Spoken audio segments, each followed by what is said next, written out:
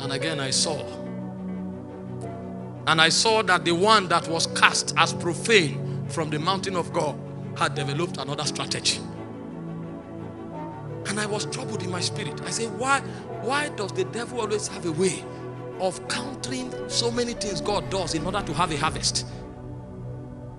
What form of intelligence is this? How is it possible? And he said the wisdom of the devil would have counted for nothing if men were yielded to God.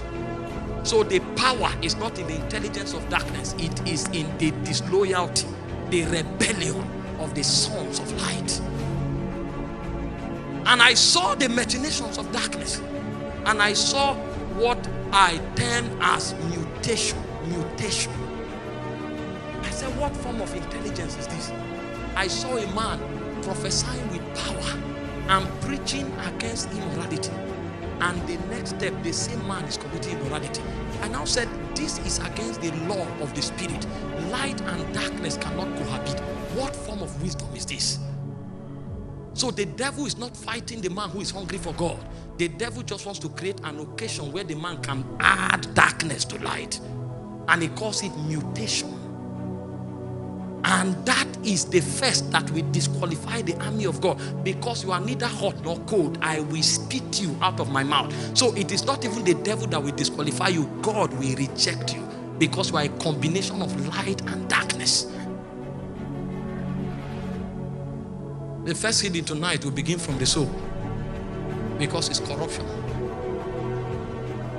That he quoted the scripture. I say, in the land of Zabulon, in the land of Naphtali, by the way of the sea beyond Jordan, Galilee of the Gentile, the people that sat in darkness.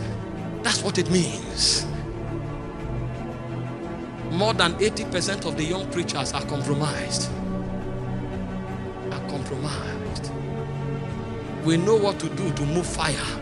And we also know how to perfect secrets that are detestable before the Holy One of Israel. Mutation. So at the end of the day, when the roll is called, many will not be there. This is what makes men come to the Lord and they say, away from me, you workers of iniquity. They know how to combine light and darkness.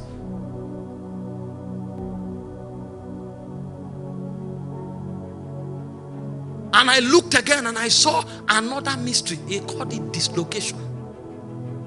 So men who have embellished ambition, he allowed them with their hunger and they pressed until suddenly I saw evangelists becoming politicians. And I saw intercessors becoming evangelists. And I saw apostles becoming merchants. And I said, what is this? He said, so that men will run in a track that God did not design for them. And if you are in the wrong direction, speed is not an advantage. So you will run and finish first. But when you run, they will tell you this is not your track. You have built strength, you have built stamina, but you ran on the wrong track. You didn't participate in the race. When you come, they'll say, where are you from? Who are you? Media is supposed to be a tool of advancing kingdom, but it has become a tool of disqualifying many.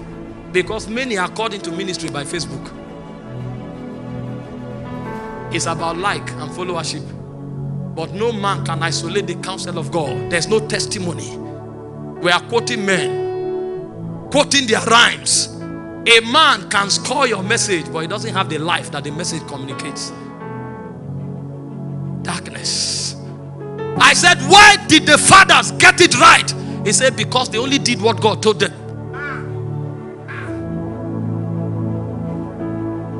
We have ability, but we are not yielded.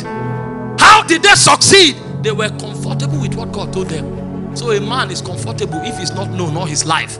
The only thing that makes him happy is when he comes to the place of prayer and he can interact with the presence. The presence was their focus. So if a man comes to preach and he can't find the presence, preaching ends until he finds the presence. Because he's not an orator. He's a communicator of life. He's a witness of truth. He's a custodian of essence of God. We are not concerned about matters of the spirit. We are concerned about earthly and mundane things. Because our soul structure have been covered with darkness. Mighty on your throne. And Yet again, I saw another dark mystery in the spirit, and it's distraction.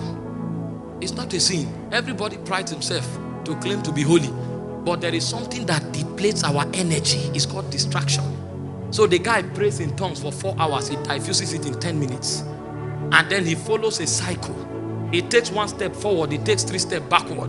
He takes 1 step forward, he takes 3 steps backward. By the time he runs for 1 year, he is many miles behind where he started from. And then he thinks he's running, but he's actually going through a cycle that takes him backward. So by the time we become old, we'll realize that we didn't make progress.